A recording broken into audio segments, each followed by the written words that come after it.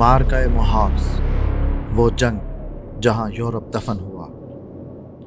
आज हम बात करेंगे तारीख के एक ऐसे दिन की जिसे यूरोप आज तक नहीं भूल सका। ये कहानी है मार्का मोहाक्स की, एक ऐसी जंग जो सिर्फ चंद घंटों में लड़ी गई, मगर जिसने तारीख का रुख बदल दिया। 29 अगस्त 1526 दोपहर का वक्त।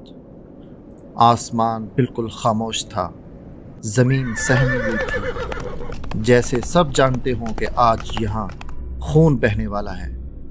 16वीं सदी। हंगरी सिर्फ एक मुल्क नहीं था, बल्कि यूरोप की सबसे मजबूत फौजी दीवार था।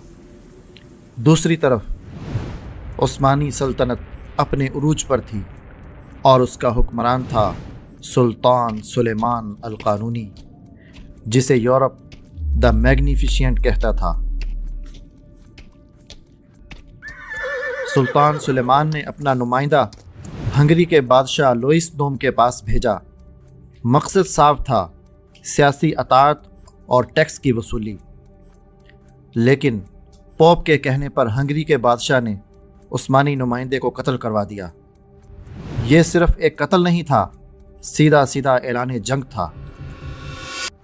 सुल्तान सुलेमान ने जज्बात में आकर फैसला नहीं किया। उन्होंने पूरी तैयारी की।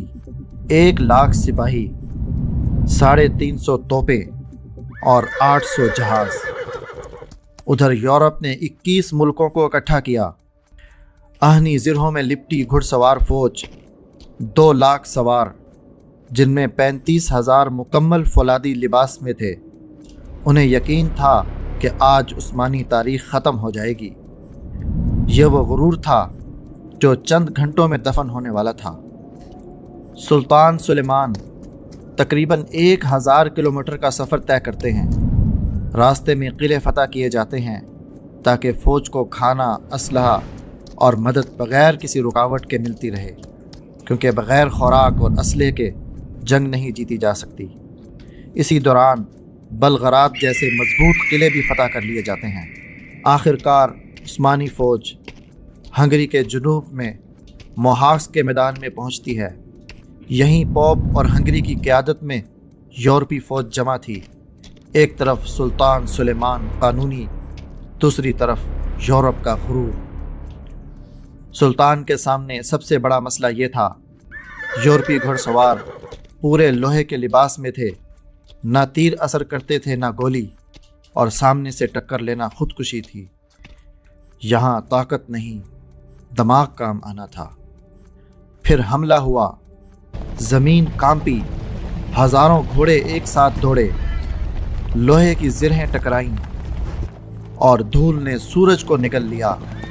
उस्मानी फ़ौज पीछे हटी और यूरोप ने उसे कमज़ोरी समझ लिया। यही लम्हा उनकी मौत था।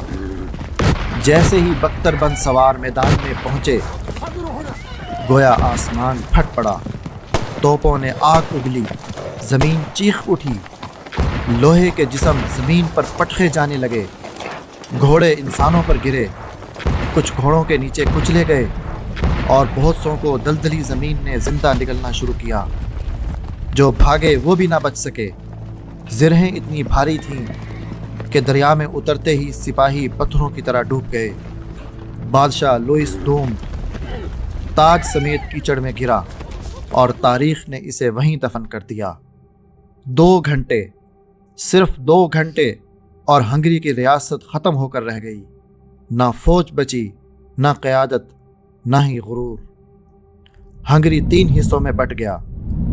एक वो हिस्सा जो उस्मानी खिलाफत में शामिल हुआ, और दूसरा वो हिस्सा जो ऑस्ट्रिया में शामिल हुआ, और तीसरा हिस्सा खुद मुख्तियार रियासत बनी। वस्ती यूरोप में उस्मानी ताकत अपने उरूज पर पहुंची। मोहाक्स के बाद यूरोप ने पहली बार समझा कि उस्मानी सिर्फ जंग नहीं लड़ते, वो तकदीर बदल देते हैं। उसी दिन से उस्मानी सल्तनत को तारीख में खौफ की अलामत बना दिया गया, क्योंकि जो ताकत यूरोप को इस तरह तोड़ दे, उसे याद रखना तकलीफ़दा होता है और माफ़ करना नामुमकिन होता है। محاکس ایک جنگ نہیں تھی، یہ یورپ کی اجتماعی قبر تھی۔ نوجوانوں، اپنی تاریخ کی طرف لوٹو، یہ عام کہانی نہیں، یہ تمہارے آباء و اجداد کی عظمت کی داستاں ہے۔